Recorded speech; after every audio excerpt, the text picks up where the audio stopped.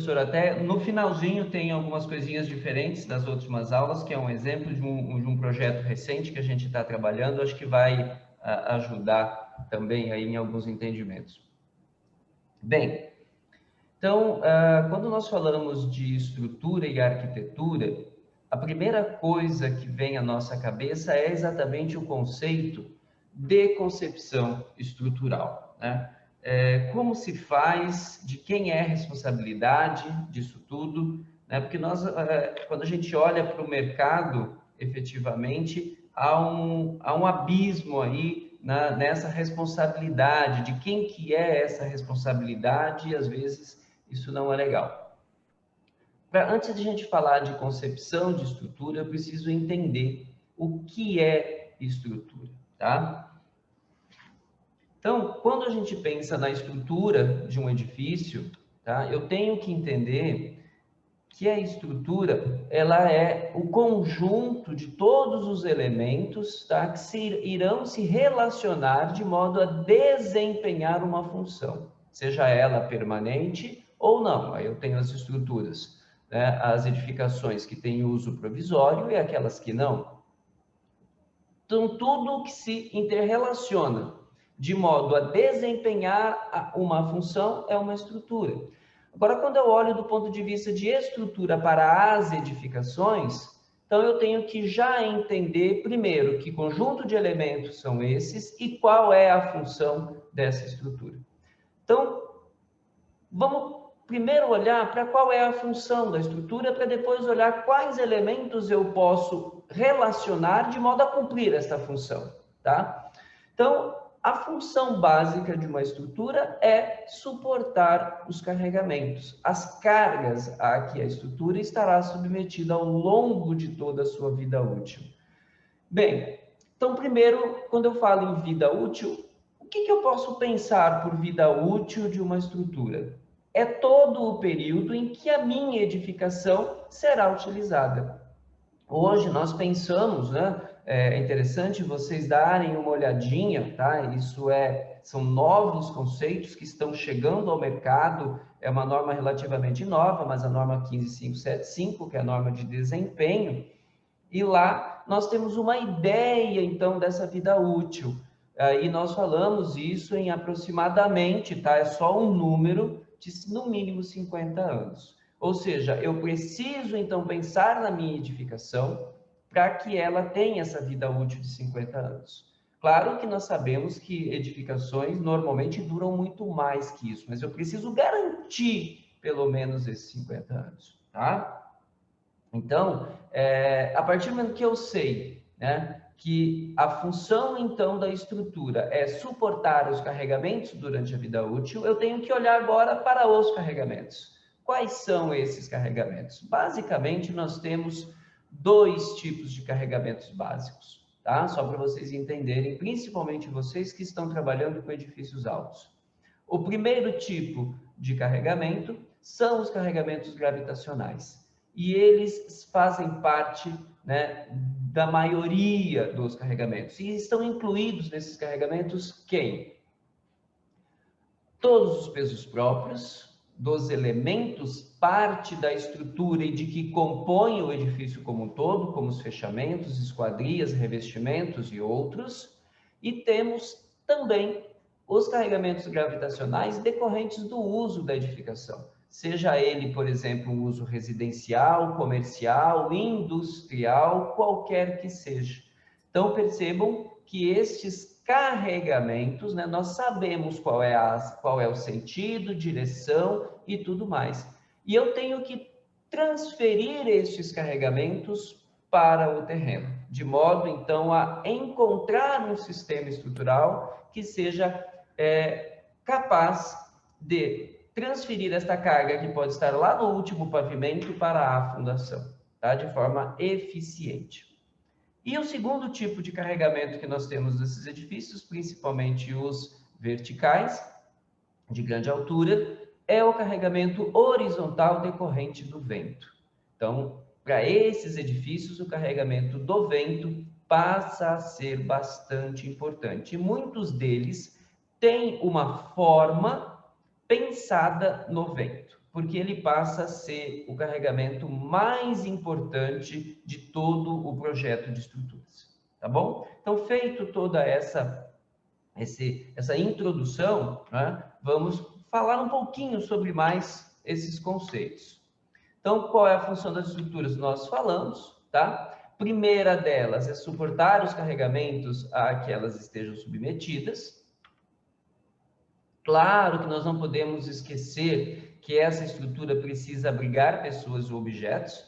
Então, portanto, não adianta eu somente pensar na estrutura, né, para suportar os carregamentos e essa mesma estrutura não me dar condições de abrigar as pessoas, tá? Porque, afinal de contas, eu estou criando um edifício para que ela possa me servir, né, de um abrigo. Nós temos que lembrar que abrigo é uma demanda social desde o homem das cavernas, tá? Eles já iam para as cavernas em procura de abrigo. A diferença é que antes eu procurava a pedra, hoje eu construo a pedra, que seria a ideia do concreto, tá?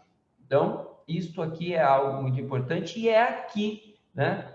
E principalmente e no terceiro ponto também é que eu tenho uma admiração muito grande por vocês, né? Arquitetos em si, que pensam no edifício de forma a dar à edificação um abrigo de forma que ele, além de tudo, possa também agradar aos sentidos, ou seja, a vaidade do ser humano é algo que é inerente ao ser humano, e isso é necessário, tá?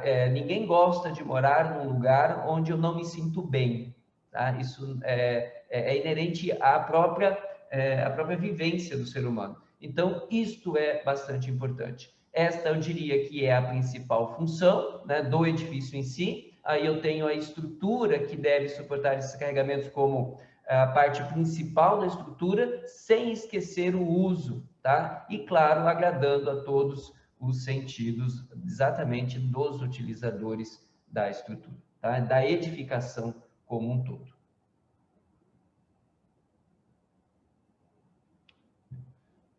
E aí vem a grande pergunta, então, de quem é o responsável pela concepção dessa estrutura, tá? Quem é que deve ser o responsável? O arquiteto ou o engenheiro, né? Aí que vocês hoje talvez possam levar um choque, tá? Mas eu sempre sou partidário, tá? De tudo que eu aprendi e pela experiência que eu tenho, que a resposta para esta pergunta, tá? Eu preciso entender o que Rebelo diz, tá? Que a estrutura não é só o esqueleto que sustenta a forma, ela é também parte integrante e inseparável da forma. Ou seja, eu não consigo simplesmente colocar uma estrutura dissociável de toda a forma da minha edificação. Ao contrário, ela é parte da edificação. Então, ao pensar desta forma, eu já consigo ter o vislumbre de que a estrutura, a concepção da estrutura, ela não é responsabilidade da engenharia, do engenheiro civil, vamos colocar assim, do engenheiro de estruturas. E sim, ela é responsabilidade do arquiteto. Por quê? Porque conforme eu vou mostrar para vocês ali, se vocês olharem para o mundo hoje, os edifícios mais notáveis do ponto de vista de arquitetura, são aqueles onde a estrutura é parte da forma e parte da beleza da estrutura, né, do edifício em si. Ou seja, por quê? Porque eu tirei partido de tudo. Então, esta é a ideia. Citando exemplos, eu conheço, né, chega aqui no escritório muitas vezes, projetos onde eu pergunto, esse projeto, qual que é a ideia do sistema estrutural? É concreto ou é aço? Ah, não, professor, pode ser qualquer coisa. Eu falei, opa, quando alguém te responde isso, é porque o projeto nasceu errado. Por que o projeto nasceu errado? Porque a primeira coisa que eu preciso pensar é na estrutura. E quando eu penso em estruturas de aço e estruturas de concreto, são duas formas totalmente diferentes. São modos de projetar diferentes. Então, se a pessoa te responde tanto faz, é porque o projeto nasceu errado desde o início. Eu não pensei na estrutura como parte da forma da edificação. e aí provavelmente isso vai me cobrar um custo tanto financeiro quanto um custo estético que nós colocamos aqui, tá? Então, isso é bastante importante e é interessante que vocês tenham isso de forma intrínseca ao pensamento de projetar, né? Eu conheço o professor Zé Roberto, a professora Dorcas, são meus amigos de muitos anos, e eu tenho certeza que eles falam isso para vocês, né, professor? Eu até ia fazer uma parte aí nessa questão. Nós conversamos muito ao longo da disciplina sobre a relação forma-função. Elas estão aliadas, elas nascem de forma conjunta, e essa ideia de estruturar a forma, ela é uma situação única, né?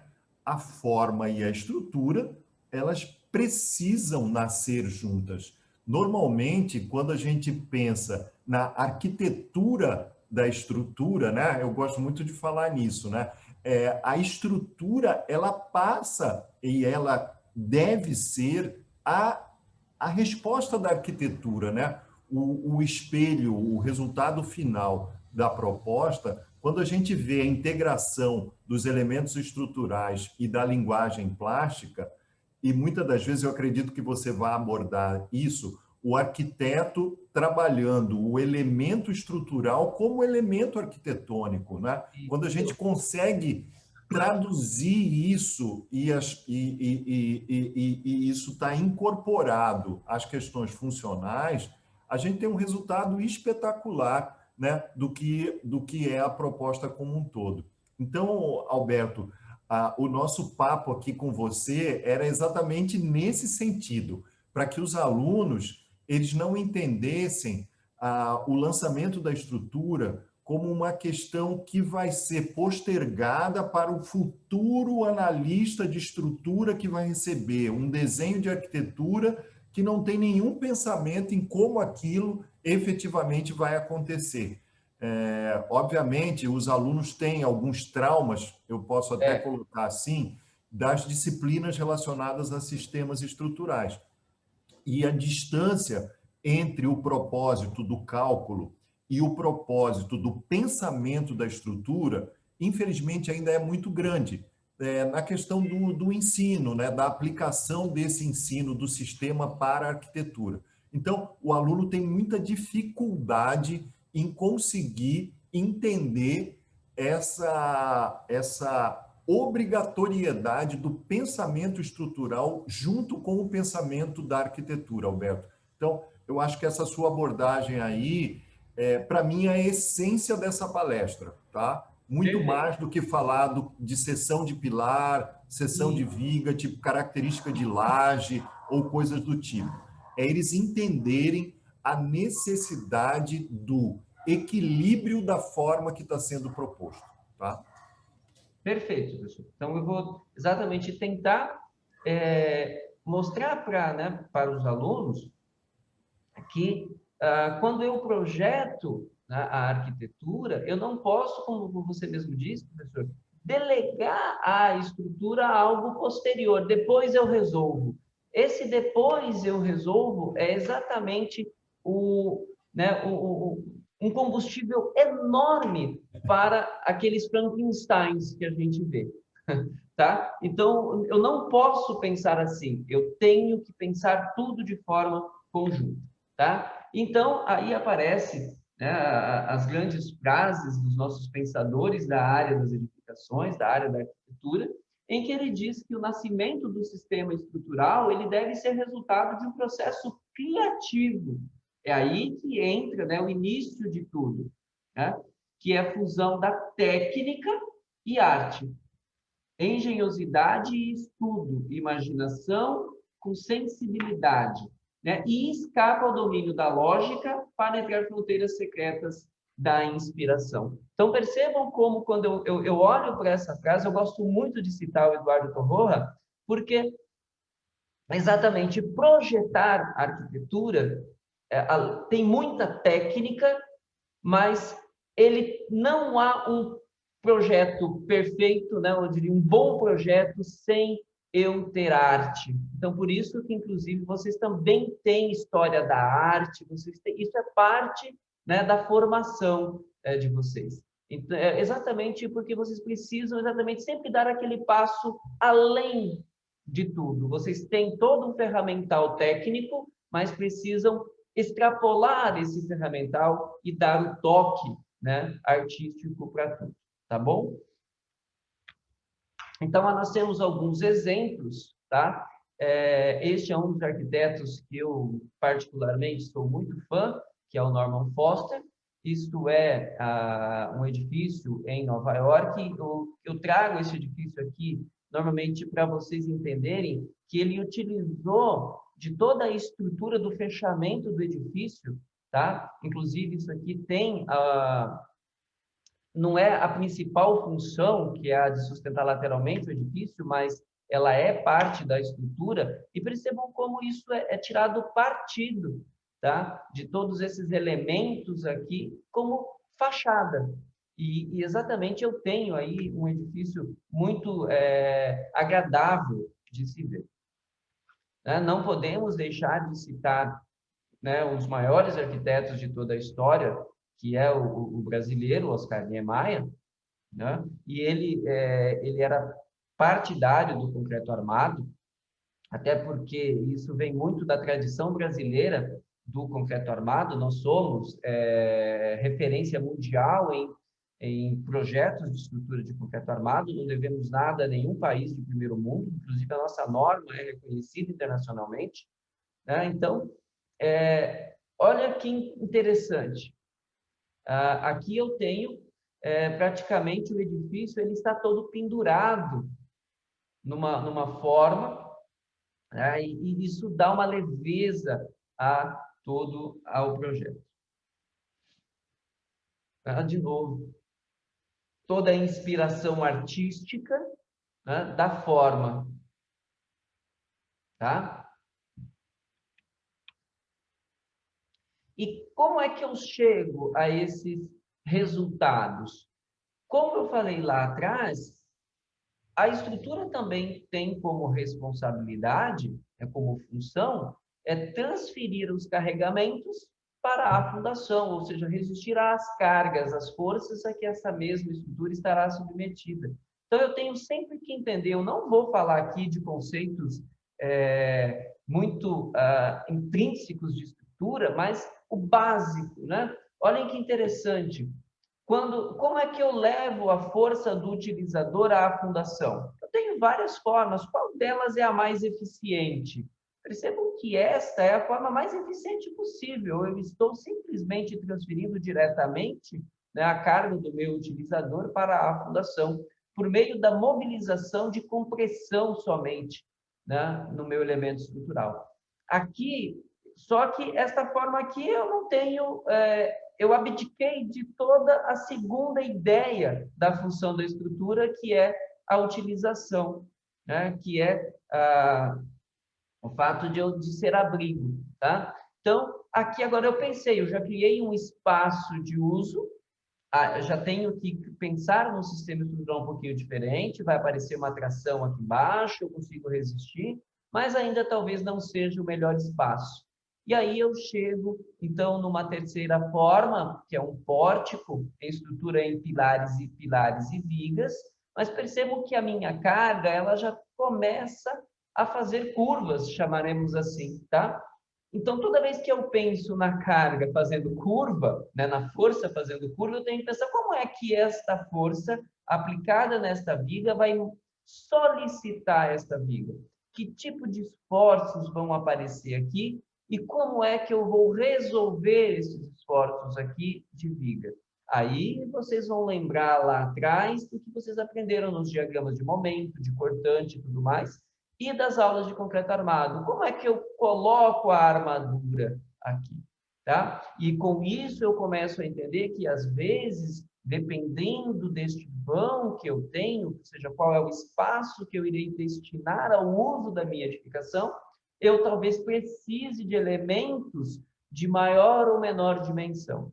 Tá? E, infelizmente, os nossos materiais disponíveis às construções de hoje, eu tenho basicamente concreto, aço e madeira, tá? Com algumas estruturas mistas, né? Utilizando de 2 materiais ao mesmo tempo, mas basicamente são esses 3. O estudo hoje dos materiais é uma área fantástica e que está tendo um grande avanço, exatamente a procura de novos materiais que sejam viáveis às edificações. Mas ainda, né, comercialmente, não se há. Então, quando eu penso, por exemplo, na estrutura de concreto armado, eu já tenho que pensar que esta altura ela é função deste vão. E não há mágica a se fazer. Tá? Então, eu sempre preciso pensar nisso. Tá? Então, eu preciso entender que as estruturas, de forma geral, elas são formadas por 3 tipos de elementos. Os elementos lineares, que são as barras, né, vigas e pilares, por exemplo. Os elementos de volume, as fundações. E os elementos de superfície, as lajes. Então, se eu pensar, por exemplo, num edifício mais simples possível, residencial, eu tenho as lajes que sustentarão os carregamentos.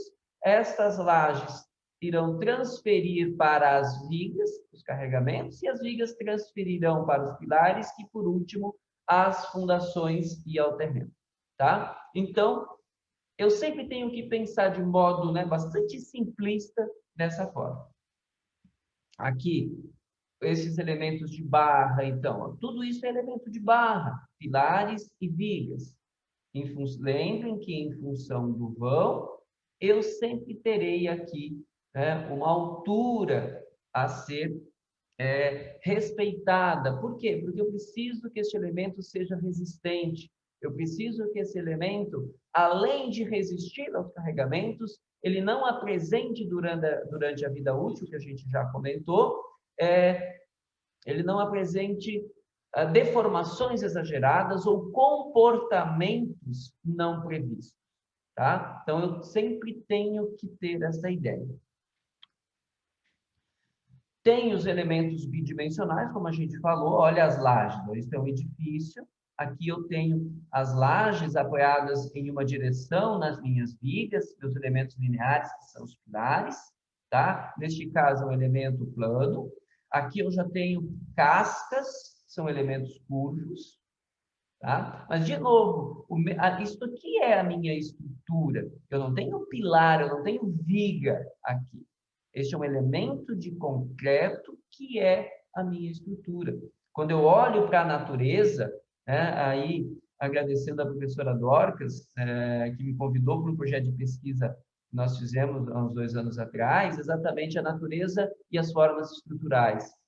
A casquinha de ovo, né? Todo mundo, isso é notoriamente sabido, né, da resistência que tem essa casquinha de ovo. Por que que ela, mesmo sendo muito fininha, ela é resistente, ela resiste às cargas? Pela forma. Então, aqui é utilizado, né, os mesmos princípios. E, claro, por último, os elementos de fundação, que são os elementos aí tridimensionais. Tá? O uso de todos esses elementos, então, no partido estrutural, me dá, de uma forma bastante simplificada, um sistema estrutural. Ou seja, é um relacionamento de todos esses elementos individuais, onde todos atuam conjuntamente de forma a cumprir a sua função.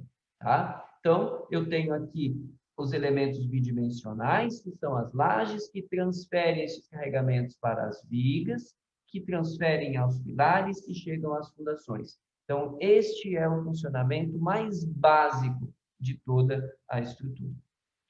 Claro que existem alguns sistemas estruturais que prescindem de um ou de outro, tá? Mas aí já são casos especiais.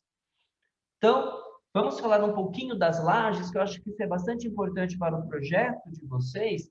Mas o professor falou ali agora há pouquinho que eu tenho as alturas mínimas que eu preciso pensar. Como é que eu vou saber isso se eu não vou exatamente fazer o cálculo? Não, eu não preciso exatamente calcular detalhadamente qual é o esforço e tudo mais. Em função da experiência, né, acumulada durante todos esses anos de estudo de estruturas, chegou-se a alguns números onde eu consigo fazer um pré-dimensionamento, uma estimativa dessas alturas, dessas dimensões dos elementos. Tá? Então, quando eu penso nas lajes, por exemplo, uma laje maciça, tá? Eu posso pensar aqui que essa laje maciça, ela seria, né, teria uma espessura de aproximadamente um vão sobre 40. Então, eu penso, por exemplo, se ela tem 4 metros de vão, se eu tiver uma laje de 10 centímetros, pelo menos, eu vou atender. Tá? Então, guardem aí este número, né? L sobre 40 para as lajes maciças. Eu tenho lajes lisas e cogumelos, ó, são outros tipos de sistemas estruturais. Isso aqui é lajes protendidas, tá? É um sistema de concreto armado, porém com proteção. Eu uso de forças internas para melhorar o comportamento do meu elemento. Tá? Alberto, Lajes eu nervuradas. Oi, professor. queria só fazer um breve comentário. Essas imagens que você está trazendo de lajes, elas são muito importantes para eles. Essa questão visual, você está trazendo a laje nervurada, você trouxe a laje maciça, com a inserção de vigamento, isso, essa foto aí é muito importante para que eles possam compreender alguns obstáculos que a tomada de decisão em relação ao partido estrutural vai trazer. Eu falei muito para eles sobre a necessidade da liberdade de um entreforro, onde naturalmente o caminhamento das instalações vai acontecer e que possivelmente a adoção do partido estrutural pode trazer algumas dificuldades. Essa questão de, não, fica tranquilo que fura a viga, deixa a passagem na viga, não é tão simples assim, né? Então, essa imagem da laje maciça, a segunda que você trouxe, Alberto, essa segunda está muito boa. Quando a gente vê esse painel de laje lisa, que nós até falamos de um problema de um prédio que aconteceu, de um rompimento no Espírito Santo, se eu não lembro, O né, Espírito Alberto? Santo, Recife. De um sistema como esse. E aí, essa foto dessa infraestrutura de esgotamento sanitário descendo junto a esse pilar e esse caminhamento. Então, essa questão visual, para eles entenderem o que é o princípio do funcionamento de uma laje, qual a possibilidade, o que isso vai trazer de impacto, eu acho que, na verdade, é a essência do que a gente está falando aqui, tá? Era só para trazer esse à parte, porque a questão visual é muito importante para eles, tá? Perfeito, professor. Inclusive, retomando agora exatamente a introdução, né, professor, que você fez lá no início, como é que eu vou resolver a minha estrutura do ponto de vista, né, meus edifícios altos? Eu vou trabalhar com núcleo rígido, vou usar ali as áreas de escada e elevador, que normalmente não tem muita passagem, e eu posso, então, prescindir da parede e trocar a alvenaria por um elemento de concreto rígido e tudo mais. Quando eu penso numa estrutura como esta, normalmente eu já vou pensar em pilares e vigas sendo parte da minha estrutura resistente aos esforços horizontais. É o que nós chamamos de estrutura aporticada. Então, as vigas e os pilares vão formar elementos, né, que vão resistir a esses esforços, os meus pórticos. Quando eu penso já nessa estrutura, percebam que eu não tenho aqui a viga. Então, eu já tenho que partir para uma outra ideia. Será que, neste caso, não é melhor ter o núcleo rígido mesmo? Tá? E isso é bastante interessante, principalmente os alunos de hoje em dia, né, professora? A gente que é um pouquinho mais lá de trás, vamos lembrar que, antigamente, eu não tinha sistemas computacionais desenvolvidos como eu tenho hoje. Então, as estruturas, basicamente, elas precisavam ter pensamentos mais simples, de modo a que eu pudesse resolvê-las. Tá? Para vocês terem uma ideia, há 20 anos atrás, a gente demorava, às vezes, para calcular um pórtico tridimensional de um edifício, simples, sem laje, sem nada, 2, 3 dias, e torcendo para não acabar a luz, né, professor? Para não perder tudo que a gente estava olhando. Então, e hoje não, eu faço um dimensionamento desse extremamente completo no modelo computacional em 2 horas. Então, isso me permitiu abandonar um pouco destes, né, na verdade, dos sistemas com núcleo rígido e tal, e partir para sistemas mais aporticados, mais simples do ponto de vista até mesmo de pilares. Eu diminuí bastante as dimensões dos pilares. Tá? Isso deu uma gama muito grande de soluções, tá? Inclusive esta aqui. Esta aqui era uma solução bastante complicada de ser dada há um tempo atrás. Tá? Aqui nós temos lajes nervuradas, percebam o tamanho do vão que eu tenho. Tá? Aqui eu não tenho viga, é simplesmente a laje com os capitéis apoiadas nos pilares. Então, são soluções. Claro, eu tenho que pensar que esta laje, ela não vai ser uma laje de 10 centímetros, ela não vai ser uma laje de 15 centímetros. Porém, eu não terei vigas. Então, dependendo da solução ou dependendo do uso que eu quero dar para esse elemento, essa seja a solução mais interessante para o meu edifício. Tá? Então, lajes nervuradas, as lajes aqui treliçadas, né, que é um tipo de laje nervurada muito utilizada hoje em dia, também é interessante entender como ela funciona, tá? Aqui, as lajes protegidas, alveolares, tá? E dentro daquele pré-dimensionamento, o que eu falei para vocês, como é que eu determino a altura? Olha lá, o meu vão sobre 40 para uma laje maciça. Para uma laje nervurada, aproximadamente quanto? Aquela laje lá, ó, essa aqui, ó, qual é a altura aproximada que eu preciso deixar para uma laje dessa? Tá? Mais ou menos L sobre 30. Então, eu tenho esta altura total aqui, 1/30 do vão. Se eu pensar na treliçada, eu tenho que pensar numa altura um pouquinho maior, é só 1/25 do vão. Então, percebam que tudo isso, o que vocês definirem, que é também função do sistema construtivo, eu preciso pensar na arquitetura por conta disso. Às vezes, aquela viga que você estava pensando, meu pé direito aqui vai ficar com 2,70 m livre. Aí aquela viga cresceu e só deu 2,40 m. O engenheiro não sabe dimensionar, acabou com o meu vão. Será que isso é verdade? Vigas, tá? Como é que eu estimo basicamente a altura de vigas? Para tramos internos de viga, tá? O que é um tramo interno? Se eu lembrar aqui das nossas vigas, desculpem o meu desenho aqui, tá? Mas este é um tramo externo e este é um tramo interno, ó, entre 2 pilares, tá? Então, eu tenho uma viga aqui de 3 vãos, 4 pilares. Este é um tramo interno e este é um tramo externo. Por que que este é menor do que esse? Se vocês lembrarem do diagrama de momento, ó, ele é mais ou menos assim. Tá lá que vocês aprenderam lá atrás. Então, percebam que aqui eu tenho momentos maiores do que lá no vão, no meio do vão, aqui no tramo interno. Por isso que quando eu estou falando de vigas para dimensionar este vão, é menor. Não que eu tenha que fazer alturas diferentes para a viga toda, ao contrário, não é nem recomendado. Mas, em função destes vãos, eu calculo uma altura, estimo uma altura, outra e outra, e vejo qual é, então, aquela que eu vou utilizar para a viga como um todo, tá? Então, nos tramos internos, R sobre 12, nos externos, R sobre 10. E se tiver balanço,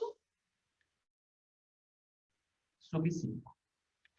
Tá? Isso vai dar uma ideia para vocês de como pré-dimensionar essas alturas de lajes, de vigas e tudo mais. Para o projeto é extremamente importante. Tá bom? A variável, Alberto, a variável L, distância ali, no caso, entre eixo de pilar, o L que você coloca. L, exatamente, pessoal. L é isso aqui, tá? É essa distância. Então, aqui seria o L, né, externo, e este aqui seria, né, o L do vão interno. Ok? Tá? Ótimo. É que apareceu a questão no chat aí. Isso. Bem, então, sobre pilares, é importante o que eu vou dizer agora. Isso está sendo uma revolução, eu diria até no modo de se construir, porque nós tínhamos até, eu nem vou falar aí de 20 anos atrás, né, antes de 2003, nós tínhamos construções com pilares de 10 centímetros, então a nossa arquitetura era desenhada com 15 centímetros de paredes, de modo que eu tivesse a estrutura com 10, né, ou com no máximo 12, e mais um revestimento de 1,5, 2,5 de cada lado, dava o meu 15 centímetros. Hoje, basicamente, isso não existe mais. Por quê? Porque quando eu penso em pilares, né, de concreto armado, eu já penso no mínimo um pilar de 14 centímetros, tá? Isso é a dimensão mínima que a norma permite. Então, se eu penso já num pilar de no mínimo 14 de largura, eu já tenho que pensar aqui em paredes de alvenaria, em alvenaria com no mínimo 17, 18 centímetros ou até 19 centímetros de largura, tá? Então, eu preciso pensar também sobre isso, tá? Claro que nos edifícios eu já vou pensar, né, em 19, mas quando é que eu penso em 14? Naquelas construções menores, de altura menor, como as residências, ou em edifícios de até 2 pavimentos, tá bom? E nunca tenho áreas de pilares menores do que 360. Então, se eu tenho 14 centímetros de lado, eu já vou pensar aqui com um pilar mínimo, tá? De 14 por 26. Então, este aqui é o meu menor pilar possível. Eu não posso ter um pilar menor do que isso, tá? É interessante vocês pensarem nisso, porque você já sabe, mesmo numa casa, estou projetando uma casinha térrea, eu já sei que esse é o meu pilar, meu menor pilar possível, tá? Isso é bastante interessante para vocês que vão projetar, tá? Aqui tem toda uma técnica de como é que eu faço, por exemplo, uma estimativa da dimensão dos meus pilares. É bastante importante quando eu tenho edifícios altos. Então, para eu determinar qual é a dimensão do pilar, eu primeiro penso numa área de influência para cada pilar. Então, eu tenho aqui a viga, por exemplo, no meu pré-lançamento de estruturas, e eu vou dividir ao meio esta viga e pensar que metade da carga vai para lá e metade da carga vem para cá. Isso para todos os vãos aqui, para todos os tramos. Com isso, eu consigo determinar uma área de influência para este pilar, tá? E a partir desta área de influência, então, considerando, né, como carregamento aproximado, né, que já é a soma daquilo que eu falei, que é todas as cargas verticais gravitacionais, mais as cargas de uso do pavimento, como um valor aproximado de 12 kN, portanto, 1,2, né, tonelada por metro quadrado, 1.200 quilos por metro quadrado de carga total, que é uma estimativa, se eu sei que em cada metro quadrado eu tenho 1,2 tonelada, eu sei que multiplicando pela área total, eu já tenho uma carga que será lançada no pilar por cada pavimento. Então, é muito fácil, né? É só multiplicar aquele nosso 12 pela área de influência. Se eu multiplico pelo número de pavimentos, eu já tenho a carga que vai para o pilar. Este gamo aqui é só um fator de ajuste que depende do tipo do pilar, tá? O que é pilar interno, pilar de extremidade, pilar de canto?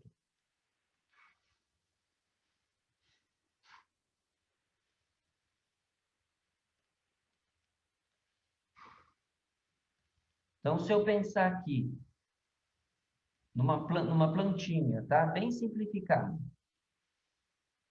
Se eu tenho, por exemplo, sei, ele faz isso, tá? Não sei o que, por quê. Se eu tenho um pilar aqui e um pilar aqui, ó, este pilar é um pilar de canto, porque duas vigas chegam e morrem nele. Este pilar aqui, onde só morre uma viga, mas a outra passa, tá? Um pilar de extremidade. E este pilar aqui, onde ele é um pilar onde nenhuma viga morre nele, ele é um pilar interno. Então, percebam que por que isso é importante? Exatamente por aqueles momentos que, né, que chegam nos pilares e tal. Então, eu tenho aqui os fatores de ajuste em função dos tipos de pilar, tá? Multifazendo essa conta toda, eu tenho, então, a carga total que vai para o pilar. Percebam que é uma conta muito simples. E eu estimo a área do meu pilar, então, por esta equaçãozinha aqui, ó, 15 vezes aquele M que eu calculei e divido pela resistência do pilar, mais 10. Sempre vou pensar aqui em edifícios altos, num FCK, por exemplo, para vocês estimarem, desculpe, vou pensar aqui num concreto básico de 25 MPa. Tá? Então, eu penso nessa resistência aqui, num concreto de 25 MPa.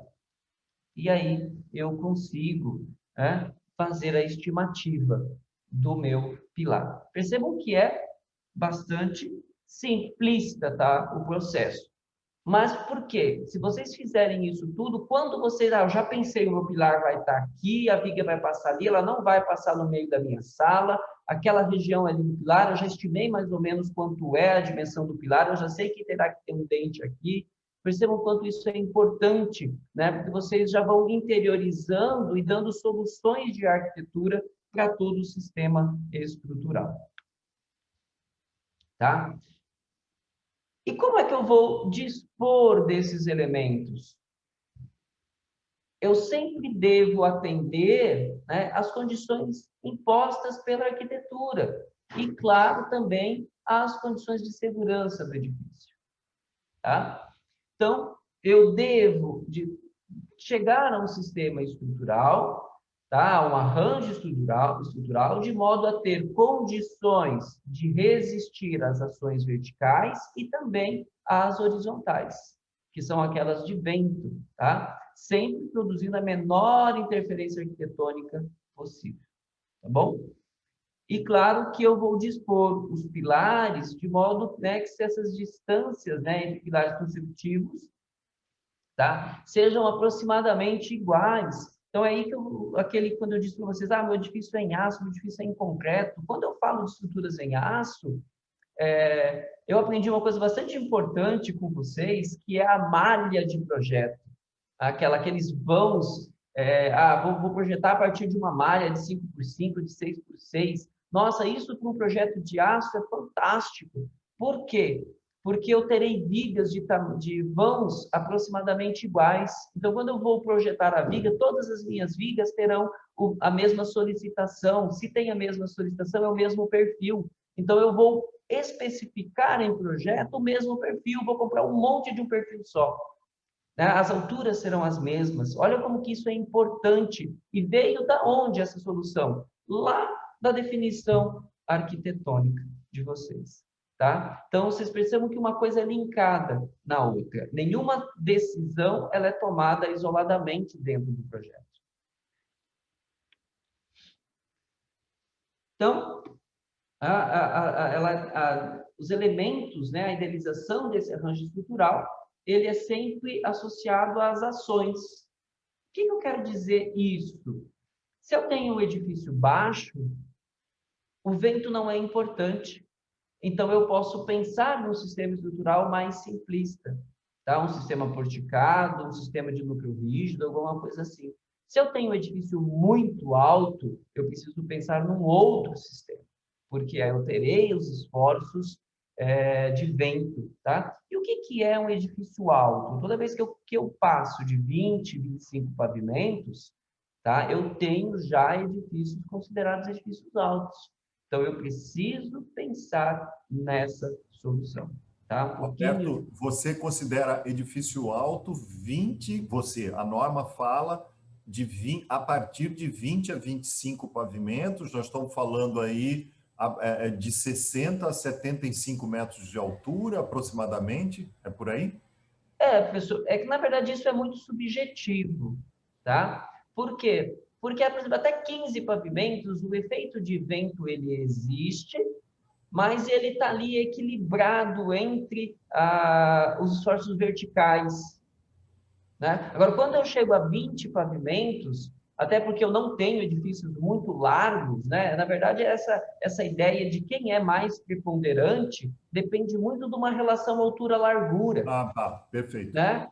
Então, mas como os edifícios ele tem em termos de largura, eles têm uma limitação, conforme eles começam a crescer, essa relação começa a ficar grande e aí o vento passa a ser o principal esforço dentro do edifício como um todo, né? Eu tenho edifícios, às vezes, de 6, 7 pavimentos que têm uma dificuldade de projeto extremamente complicada.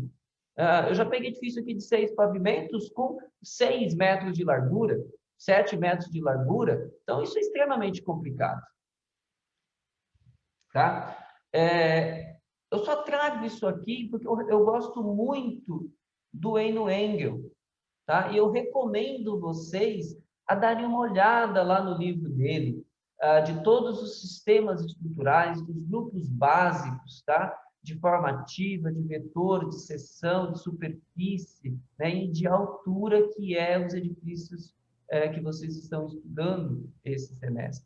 Está Então, tá no nosso referencial bibliográfico, Roberto. que ótimo. Então, ele é fantástico, porque ele traz de uma forma bastante simplificada essa diferenciação, e aí eu começo a entender que tipo se classifica um edifício e quais são as particularidades de cada sistema, tá? Rapidamente, de forma ativa, que são os cabos, tá? Percebam que aqui a forma paraboloide do meu cabo, a minha parábola aqui, tá? É função do carregamento que eu tenho na ponte. Então, essa forma, ela não é simplesmente uma forma estética, ela tem uma função estrutural. Por isso que nós chamamos de forma ativa, tá? Aqui também é uma ponte estaiada, tá? Então, a posição de todos os cabos também tem uma função estrutural, além, claro, de toda a função estética. As tensoestruturas, tá? Que tem os cabos e os elementos aqui de panos, né, de lonas, também como função estrutural. Pneumáticos, aqui é a ideia dos balãozinhos, né, vou mexendo os balãozinhos e colocando um do ladinho do outro. Os arcos, que é a forma estrutural mais básica desde da antiguidade que se usa. Aqui já o vetor ativo, que são as treliças, tá? Uma treliça de madeira. Percebam como que o uso da forma para dar, né, uma sensibilidade estética aí à edificação. As treliças espaciais. Aqui temos as vigas, que já são seções ativas. Por quê? Porque com os carregamentos aqui, ó, lembram da carguinha? Ó, ela vai ter que fazer isso aqui, ó. Então, ao fazer isso, vai ter momento aqui. Então, eu tenho que pensar aqui no meu diagrama de momento, ó, fazendo isso aqui, ó. Tá? Então, ou seja, a minha viga, a minha barra, né, que a gente aprendeu lá no início, isso aqui tem que atuar de forma a transferir os carregamentos assim.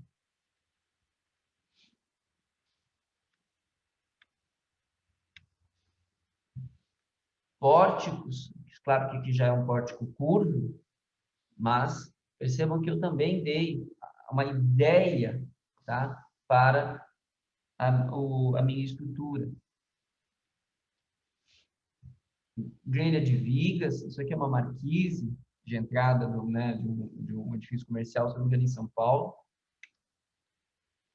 As superfícies agora ativas, tá, ó, são uma placa plissada, então eu consigo utilizar da forma como se eu tivesse uma dobradura de papel.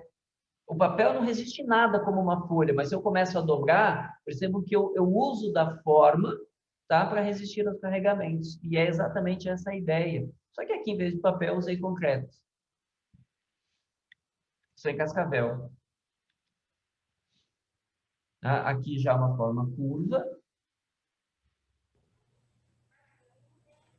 as cascas, que também são superfícies ativas, né? Ainda aqui as cascas, eu sempre coloco isso aqui, é um projeto nosso aqui no meu escritório, né? Que é aqui em Cuiabá, é o Centro de Sustentabilidade. Temos a de altura ativa, aí sim já é os edifícios altos. Olha lá de novo, que nem o professor comentou, ó, não tenho aqui nenhuma viga, é um partido estrutural, tá? Que cobra um preço, claro, mas, dependendo do caso, vale a pena pagar este preço de estrutura ou até financeiro para ter um sistema liso, né? Então, tudo depende muito do sistema construtivo que eu vou trabalhar. Os edifícios, aqui é aporticado, tá? Pilares e vigas, resistindo aos esforços, tá? Pilares e vigas.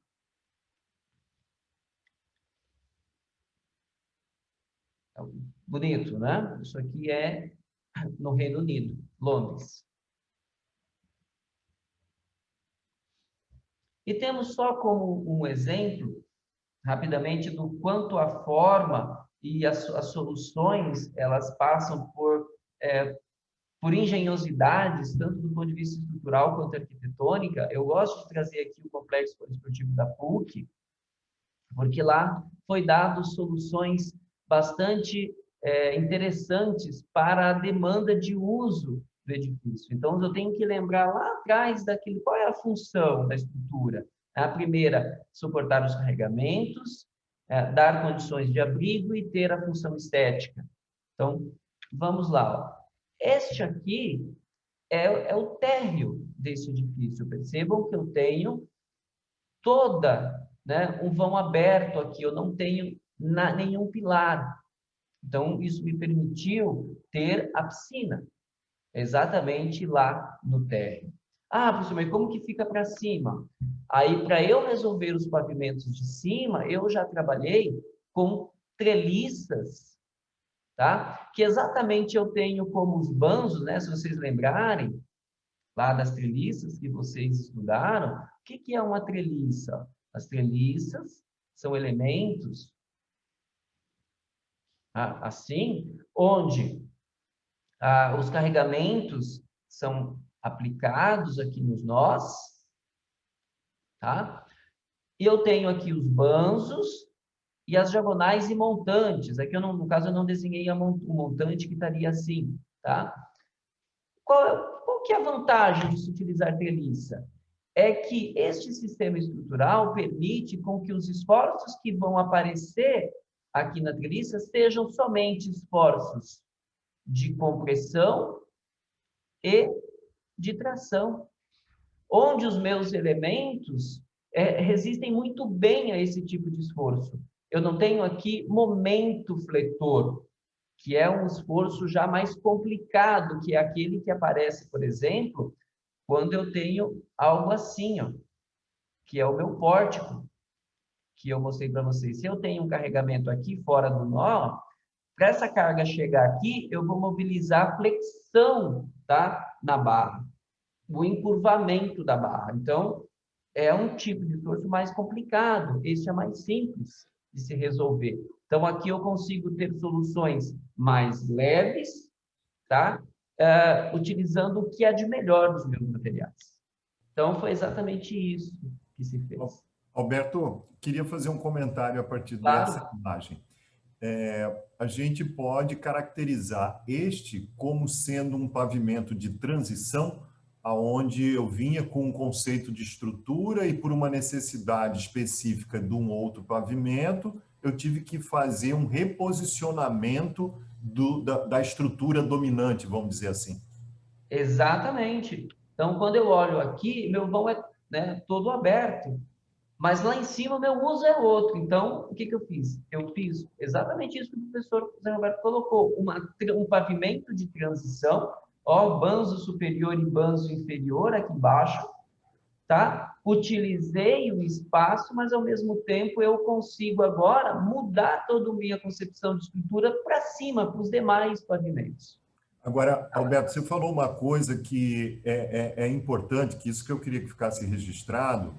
apesar de ser um pavimento de transição, ele é um pavimento amplamente utilizável, né? Eu não perdi a função desse pavimento. Eu acho que esse é o principal problema quando a gente fala em transição em projetos tidos como convencionais. A gente acaba, por uma necessidade de uma intervenção de estrutura, inutilizando quase a totalidade desse pavimento. Então, isso aí, eu estou colocando isso que eu sei que a hora que terminar a sua palestra e os alunos começarem a voltar ao desenvolvimento do projeto, eles vão falar, não, vamos fazer uma transição, como se tudo fosse possível. Queria que você abordasse um pouco esse tema aí, tá? Por favor. Claro, o que é a transição em si? Quando a gente fala de pavimento de transição ou viga de transição, que é o termo mais comum, né, quando eu falo em transição, é um elemento estrutural que permite a mudança, né, principalmente da posição dos pilares. Então, quando eu tenho o meu primeiro pavimento, os meus pilares estão concentrados aqui, basicamente, na periferia do meu edifício, tá? Quando eu vou, perceba isso aqui é exatamente o banzo inferior daquela treliça que vocês veem acima, tá? Quando eu pulo para este pavimento aqui, eu criei este elemento, que neste caso é uma treliça, de modo agora a reposicionar os meus pilares, tá? Para poder dar outro uso da forma superior. Mas nem sempre isso é feito com treliça. Como é que eu penso isso em estrutura de concreto armado? Aqui tem que ser uma viga, tá? Uma viga de concreto. Percebo que a viga de concreto, normalmente, ela é de alma cheia. Eu não tenho esse aspecto vazado que eu tenho aqui. Então, eu tenho que pensar, como o professor falou, se essa minha viga tiver 2 metros de altura, para poder fazer essa transição, que seria isso aqui, ó. Vamos pensar aqui, por exemplo, ó.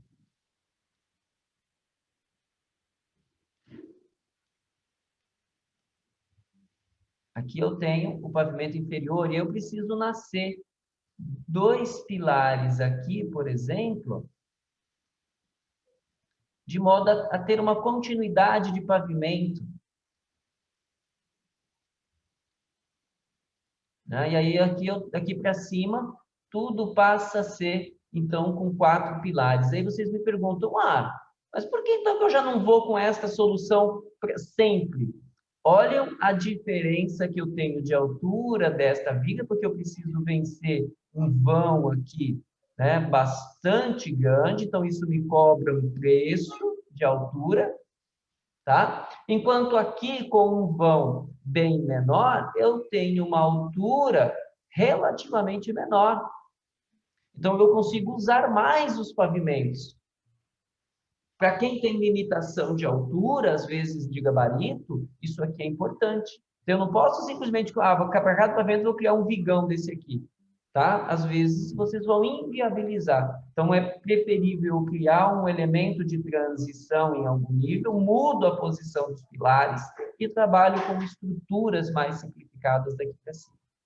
Entenderam? Então, essa é a ideia do conceito de transição. Trazer a carga vertical que está neste pilar aqui para esta viga e aí sim levar, né, esses carregamentos para cá e chegar todo mundo na fundação. Maravilha. Alguma pergunta, né, sobre essa ideia? Alberto, eu estou só um pouco preocupado com o seu horário. Não, professor, eu também estou olhando aqui, mas qualquer coisa o professor Santinho começa lá a aula, lá também são 2 professores e eu entro lá. Tá joia. Tá Mas tá tranquilo. ótimo, Alberto. Eu acho que ficou bem claro aí a questão da transição, porque isso é uma demanda que já vinha surgindo, tá? Mas eu acho que tá bem claro. Perfeito. E aí, como é que eu vou dimensionar essa altura da transição? Vale, professor, aquela regra lá do L sobre 10, do L sobre 12? Até vale, mas eu já pensaria aqui, por exemplo, numa altura um pouquinho maior, tá? Eu não vou pensar aqui naquele H sobre 12. Eu vou pensar aqui no mínimo, tá? Num H, se eu pudesse dar um número para vocês aqui, H sobre 8, H sobre 7. Por quê? Porque todo o seu pavimento vai estar aqui. Desculpa, H não.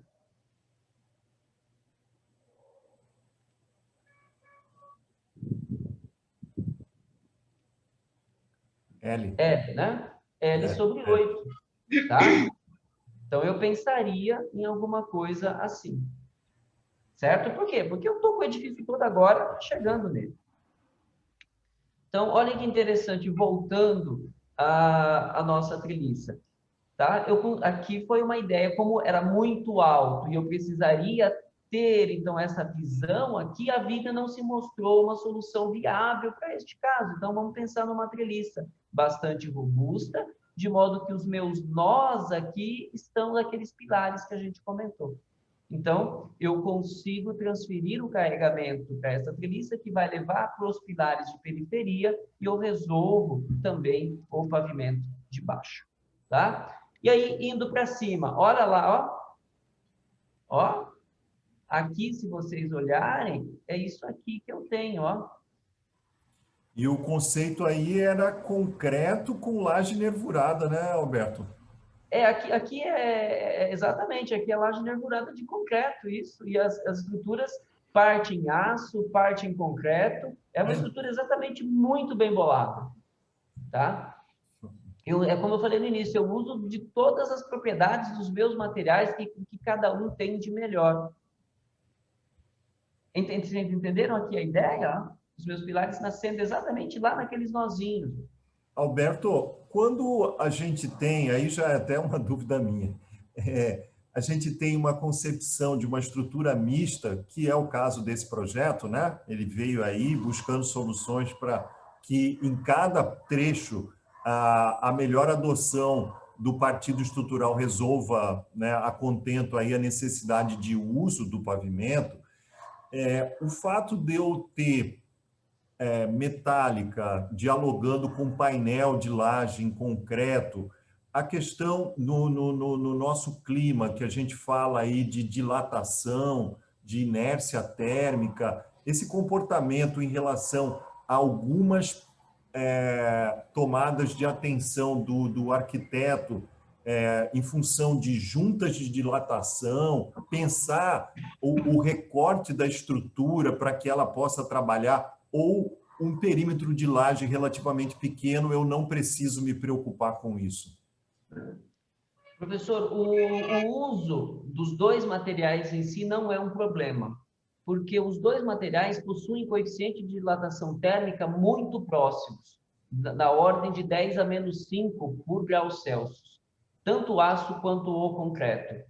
Então, por isso que eles se dão tão bem, né, a armadura e o concreto. Aqui eu tenho uma solução realmente de estrutura mista, onde eu tenho uma peça de aço com a laje em concreto, e eu tenho normalmente aqui os stud bolts, que são elementos aqui, ó, né, que vão fazer essa ligação entre esses dois materiais. E eles são parte de um único elemento resistente mesmo. Eu quero essa ligação entre os dois.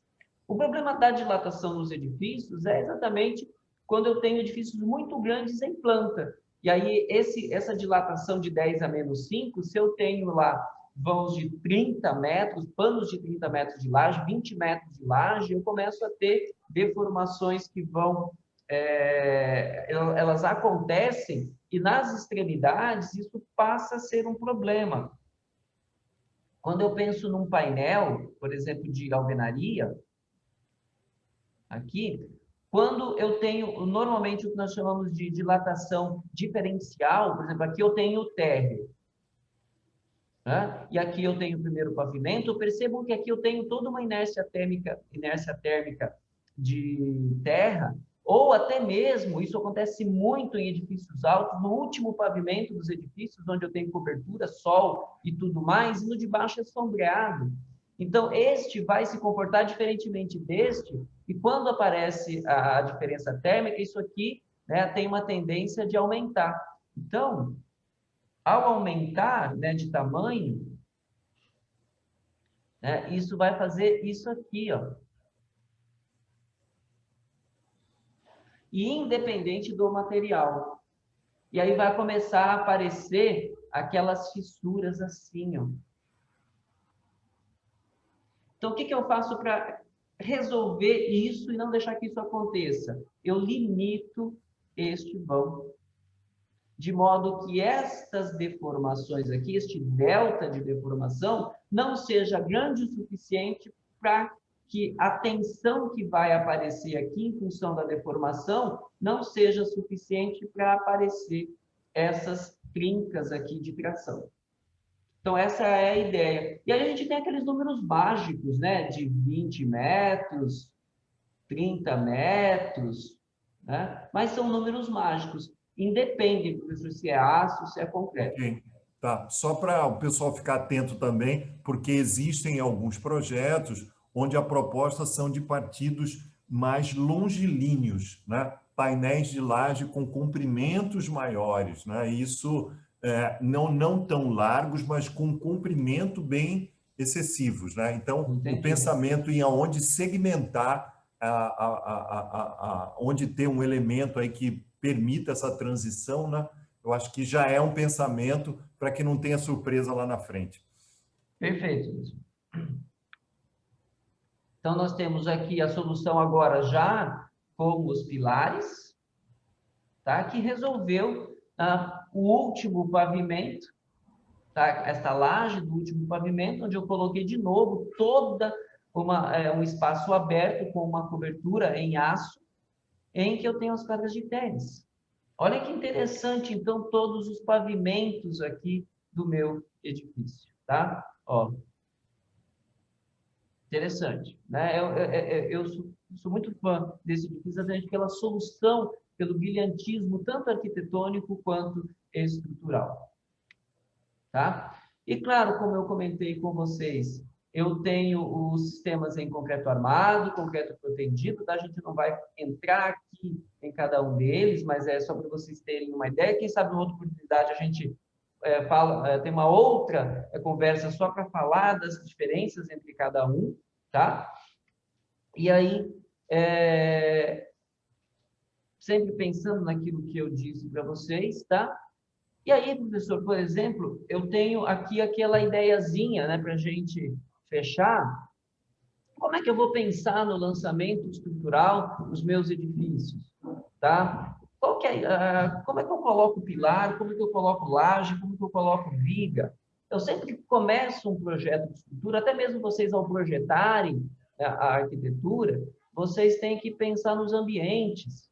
Então, sempre vai ter que ter pilar para resistir aos carregamentos, tá? Então, por exemplo, eu sempre vou começar o meu lançamento pensando que eu tenho pilarzinhos aqui nos cantos, tá?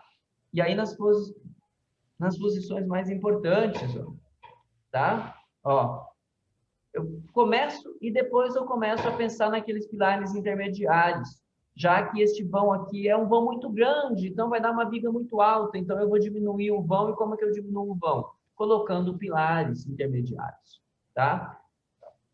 Sempre respeitando a arquitetura. De novo, um vão muito grande, pilar intermediário para não ter uma viga muito alta, tá? Aí vem, vou colocar um pilar aqui. Poxa, aqui não é uma ideia, do ponto de vista de arquitetura, é muito ruim este pilar aqui, porque vai acabar com a ideia da visibilidade sacada, da estética de fachada e tal. Então, eu não vou colocar esse pilar aí, né? Vou pensar, talvez, no pilar aqui, com um sistema de viga assim, ó. Será que essa viga passando no meio deste ambiente é legal? Não sei, vou pensar num outro, colocar um pilar aqui, com um sistema agora assim, ó.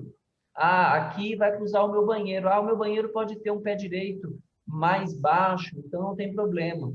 Ótimo, então talvez seja esse o melhor, tá? E aí, perceba, vou ter que trabalhar com uma laje grande aqui. Então, percebam, tá? Como tudo isso já parte até de vocês para o lançamento. Né? Lá, quando vocês forem dar, falar para o engenheiro de estrutura, eu já pensei no lançamento de pilar, eu acho que esse lançamento aqui é melhor por conta disso e disso. Tá? Claro que depois isso vai ser discutido mais a fundo, mas vocês já têm uma pré-concepção de toda a ideia do partido estrutural. Tá?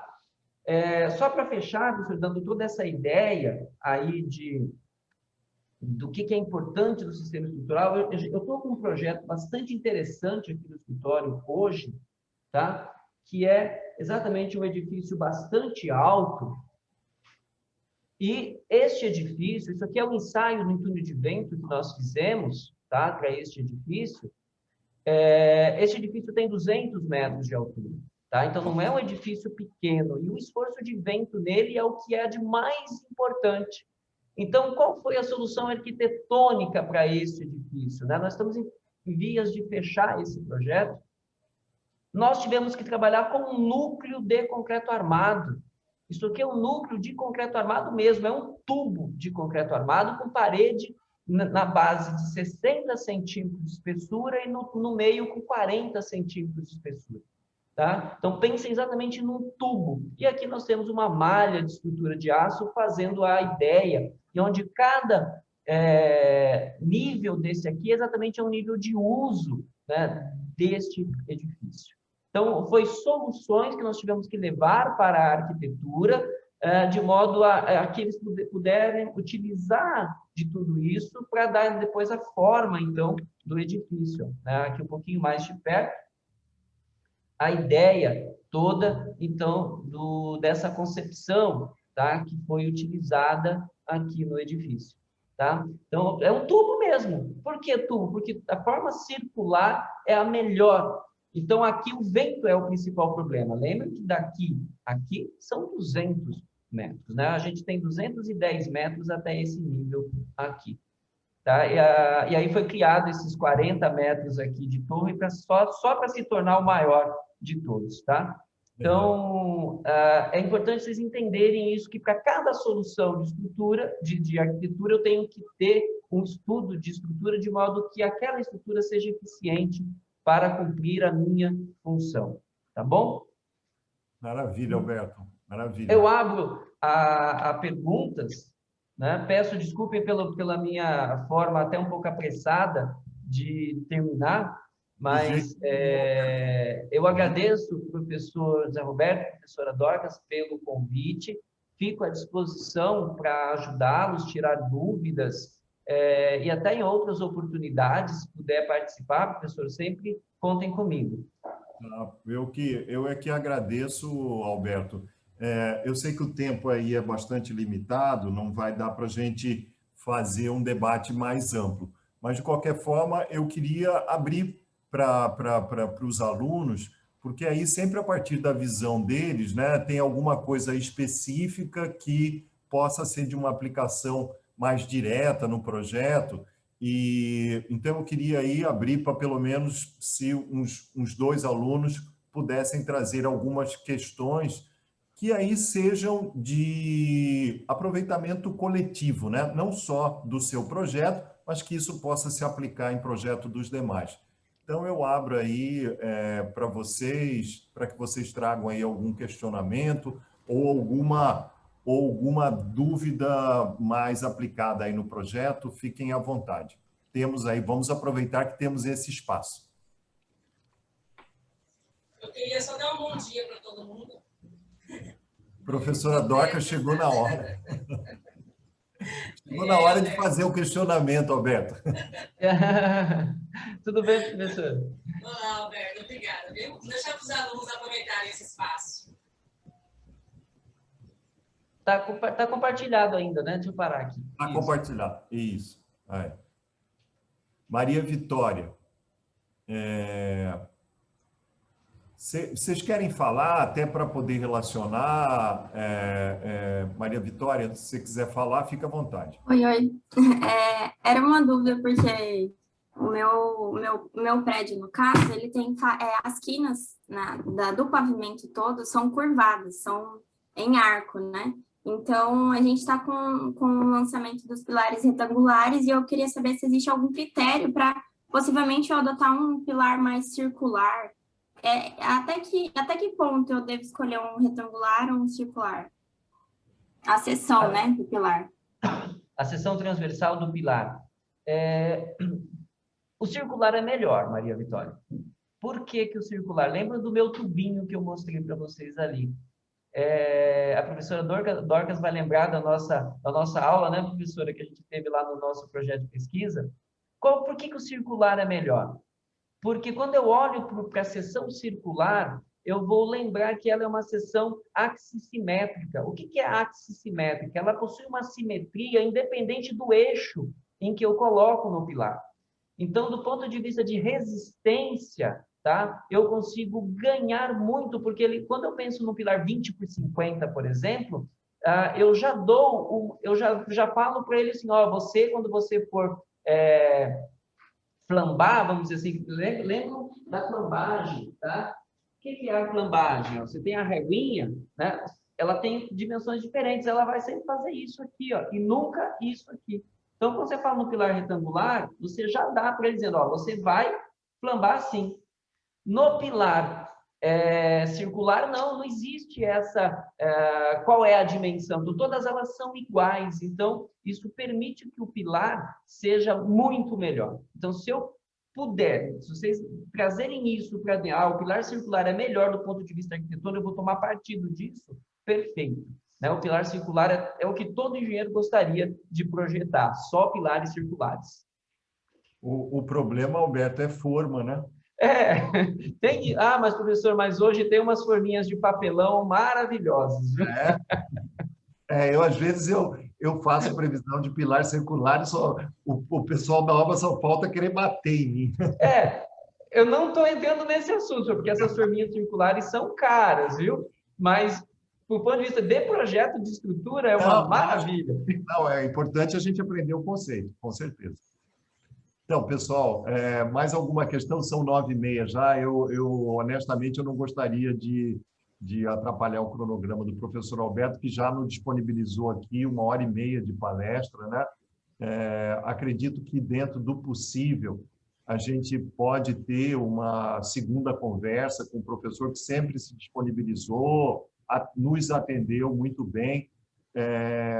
Infelizmente, a gente tem algumas dificuldades. Em relação à orientação com o professor Alberto, assim como nós, todos estamos no momento com essa nova demanda de aulas à distância, que nos exige uma série de preparações. Então, eu gostaria que essas demandas viessem a mim e a Dorcas, e que nós filtrássemos, e que, na medida do possível, a gente leva até o professor Alberto, para que não fique uma coisa muito aberta. E eu tenho confessado que eu tenho recebido demandas, já tinha repetido no fim de semana, à noite. Então, assim, são coisas que nem sempre a gente pode atender e nem sempre isso é bem interpretado pelo aluno. Então, isso, por favor, pode ser encaminhado para a gente filtra, de repente faz um e-mail para o Alberto, ele dá uma orientada nas questões mais específicas. Professor, até se o senhor me permitir, eu me coloco à disposição, de repente, dentro dessa ideia que o senhor acabou de colocar, né, de vocês fazerem essa filtragem inicial, e aí, porque essa é uma experiência que eu estou fazendo com os meus alunos, inclusive agora dessa aula que eu vou dar, de Concreto 2, também é projeto. Né? Eu cheguei à conclusão que ensinar a projetar projetando é melhor. Então, lá eles também têm um edifício de 10 pavimentos que eles estão projetando junto. Né? Eu oriento nesse projeto e cada um tem a sua solução. E a gente tem os horários onde, né, de aula mesmo, onde eles apresentam, abrem lá, compartilham a tela dele, a gente faz algum comentário ali. Se o senhor quiser marcar daqui umas 3 semanas, 2 semanas, de repente, ficar dentro do cronograma da disciplina, a gente marca essa 1h30 antes e a gente faz aí um bate-papo antes. Seria fantástico, porque o que vai acontecer, até para você entender? Eles vão, na semana que vem, encaminhar um estudo preliminar, né, de todos os pavimentos. Esse estudo preliminar, a gente, obviamente, já espera que o lançamento preliminar da estrutura aconteça, a prévia, né? Para a gente entender as intervenções. E aí eu e Dorcas vamos fazer uma análise, na outra semana a gente dá uma devolutiva e essas questões todas elas vão aparecer. Então, acho que aí seria o momento, talvez, se você tiver uma abertura aí de 40 minutos, a gente abre na tela as questões mais significativas e a gente pode bater um papo, inclusive dentro do horário de aula, porque daí fica um aproveitamento perfeito. Para todos, seria ótimo. Seria, Alberto, seria fantástico. É isso que eu tenho feito com os alunos. Eles têm as entregas programadas dessa minha disciplina e eu faço quase que a correção na frente de todo mundo, já falando o que tem de bom, o que tem de... Porque eles vão... Isso é um crescimento importantíssimo. Eu acho que aí é que acontece a aprendizagem, né? Nesse momento, Então, acho que seria fantástico e vai ser muito interessante, viu, pessoal? Então, acho que nesse momento, com a palestra que nós tivemos, a gente tem aí toda a liberdade de pegar os conceitos e propor a nossa linguagem estrutural, interagir com o que o projeto vai demandar, e, num segundo momento, a gente retoma o contato com o professor Alberto de uma forma bem objetiva, trazendo aí as questões mais significativas. Então, Alberto, eu queria de novo agradecer aqui sua presença, sua disponibilidade, te desejar aí uma boa sequência de semestre, te desejar saúde também, né? Que é o que mais a gente precisa. Obrigado, igualmente. Nesse momento. E acredito aí que os alunos tenham, pelo chat aqui, todos eles estão colocando aí que foi muito interessante e o agradecimento é em nome de todos os alunos, e a gente retoma aí esse contato, a gente se mantém aí através do WhatsApp um contato para ver aí o nosso próximo encontro, ok? Perfeito, professor. Agradeço novamente o convite, né, por ter essa oportunidade de falar com os alunos. Isso é algo, para mim, extremamente prazeroso. Eu gosto de conversar com os alunos. Pena que a gente está nesse momento, né, tão difícil, que não tem esse contato próximo dos alunos. Mas isso vai passar. E logo, logo nós estaremos de volta, exatamente com aquele contato bastante próximo, que é o gostoso da universidade. Então, obrigado, professor, obrigado, professora Dorcas, e fico à disposição para uma outra oportunidade para a gente bater essa segunda parte do bate-papo aí. Nós agradecemos essa abertura sua, viu, Alberto? Sempre obrigado para dialogar. Muito obrigado mesmo. Valeu, Alberto. Um abraço, uma boa aula aí para você. Obrigado, um abraço.